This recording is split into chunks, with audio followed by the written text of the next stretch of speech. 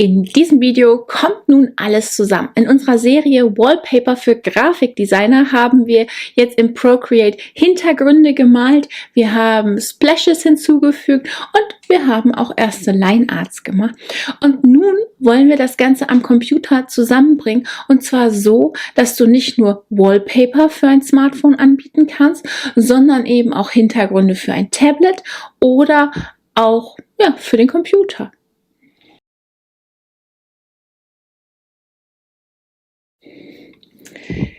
Ich habe jetzt meinen Photoshop verschiedene Größen geöffnet, also verschiedene Dokumente erstellt in verschiedenen Größen, und ich zeige dir jetzt, wo ich das her habe, wo ich die verschiedenen Auflösungen her habe, und du kannst das natürlich auch so machen und dir die verschiedenen Auflösungen heraussuchen und dann in Photoshop, aus dem, was wir schon gemacht haben, Wallpaper erstellen. Ich habe jetzt Photoshop geöffnet und du siehst schon, das ist das Dokument, das wir in Procreate erstellt haben. Ich verlinke das Video hier nochmal, dann kannst du das vielleicht nochmal anschauen oder vielleicht die ganze Serie, die kann man sich natürlich auch angucken, das ist jetzt gerade sehr hilfreich. Und du siehst, ich habe hier ganz viele verschiedene Ebenen in meiner Ebenenpalette. Ich ziehe die mal einmal raus und du kannst jetzt hier die ganzen verschiedenen Ebenen sehen, die dieses Dokument hat. Das fängt hier und hinten mit der Hintergrundebene an. Ich mache das einfach mal an und aus, damit du siehst, wovon ich rede. Und hier dann die Watercolor Splashes, und dann haben wir hier noch einen. Dann haben wir die Spritzer und natürlich auch noch die Blätter. Und dann haben wir hier die beiden Line Art. Hier ist noch eine, das habe ich wieder ausgestellt. Das kann ich hier auch mal löschen. Das sind hier die Ebenen, die wir haben und die wir jetzt auch weiter verarbeiten können.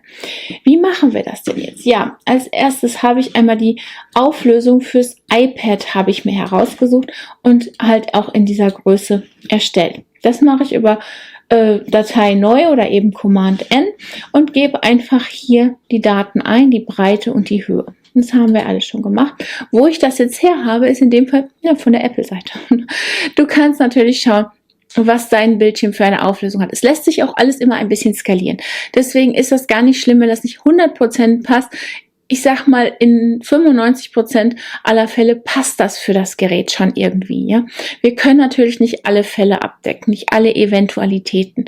Und deswegen bleiben wir jetzt erstmal dabei, und ich versuche so viel wie möglich jetzt neu zu erstellen, beziehungsweise einfach zu duplizieren, damit ich nicht in das Problem komme, dass die Pixel das Ganze versauen sozusagen. Weil wenn ich das natürlich immer größer ziehe, immer skaliere, dann habe ich natürlich das Problem, dass es auch immer pixeliger wird. Aber wenn ich die Größe, die ich habe, einfach verdoppel oder wie auch immer das mache oder nur ein klitzebisschen vergrößere, dann sollte das eigentlich funktionieren. Als allererstes starten wir jetzt hier mit dem Hintergrund. Ich mache mal jetzt hier mein iPhone Wallpaper, lege ich mir mal hier in die Ecke, und ich zeige dir mal einmal Command Alt I oder Bildgröße, wie groß das jetzt hier ist, und zwar in Pixel.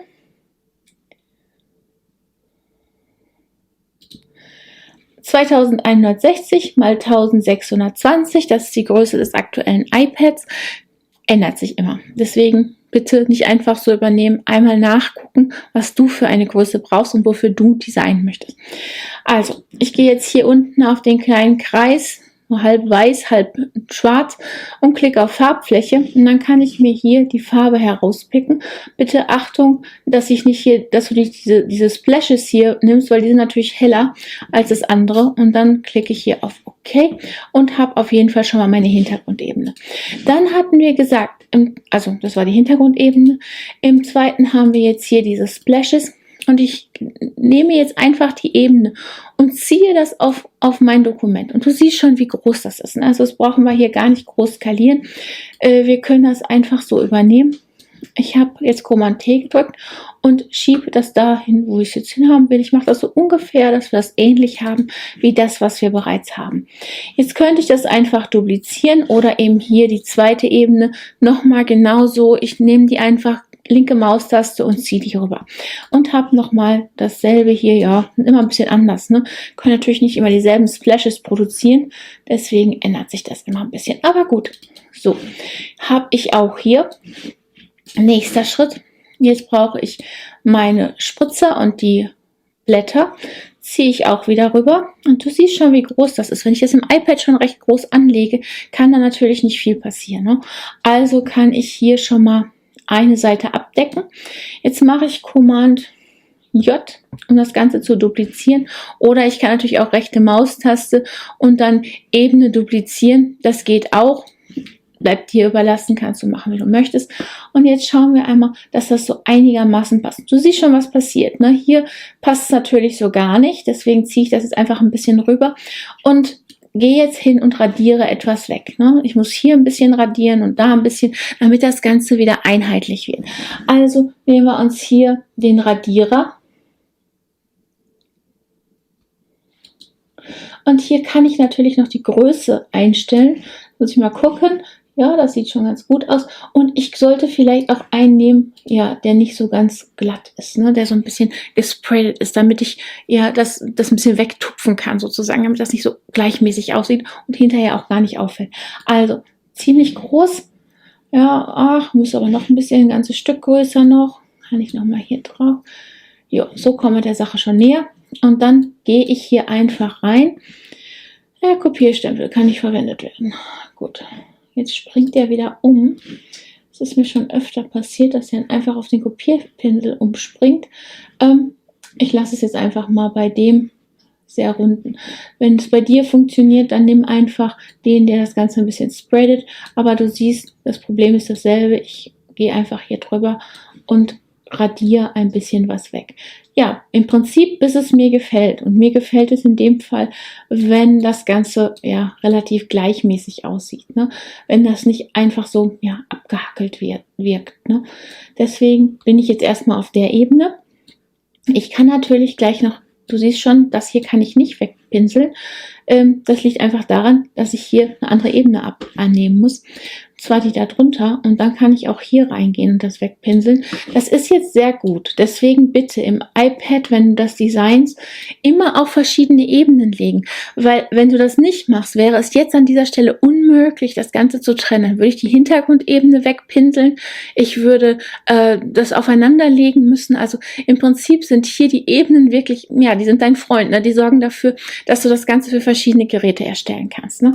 Also hier geht's weiter. Ein bisschen wird hier noch gepinselt. Und hier auch, weil das so gerade wirkt. Ja, also du kannst da sehr beliebig vorgehen, ne? Also du siehst schon, es ist jetzt keine hohe Wissenschaft. Das ist eher ein, ich probiere ein bisschen und mache ein bisschen weg. Im Notfall gibt es Command Z. Und ja, dann kann ich das auch erstellen. Und auf diese Weise habe ich schon ganz einfach eigentlich mein Wallpaper erstellt fürs iPad. Und ich kann jetzt hier noch mein Line Art rüberziehen. Ich habe das jetzt angeklickt und ziehe das jetzt rüber. Und netterweise ist das auch groß genug alles, weil wir das direkt im iPad groß genug designt haben, ja. Und kann hier meine Blumen rüberziehen, die ich auch erstellt habe. Und ja, du siehst, hier habe ich schon wieder eine abgeschnitten. Ich mache jetzt mal Command T und ziehe mir die einfach in die Ecke. Mal gucken, was wir davon behalten. Wir können natürlich auch immer hier noch was duplizieren, noch ein bisschen reinhängen lassen oder sowas. Also ich mache nochmal Command J und dann Command T und dann habe ich das Ganze noch einmal hier und kann immer noch mal eins hier, ja, so irgendwie rüberhängen, ne? Ja. Mal gucken, wo es schön aussieht, ja. Also du kannst da wirklich ganz frei agieren. Gucken, wie gefällt dir das am besten. Ich werde jetzt einfach mal hier ein Stück abschneiden oder beziehungsweise wegpinseln. Gehe hier einfach mal rein und mache hier so ein ganzes Stück weg. Dann habe ich wieder etwas, was ganz anders aussieht, ne? Also es geht hier wirklich darum, damit zu spielen und zu gucken, wie sieht das für dein Produkt am besten aus. Ich will das jetzt hier gar nicht noch einmal für den Computer vormachen. Im Prinzip dasselbe Prinzip, ne? Du ziehst das alles wieder jetzt hier auf das noch größere rüber. Es ist jetzt hier Command Alt I oder Bildgröße, damit ich die Größe des Bildes habe. Sind das jetzt 5120 mal 2880 Pixel. Das ist jetzt für den neuen Mac-Bildschirm. Was auch immer du für einen Bildschirm hast, nimmst du dann einfach die Größe dafür.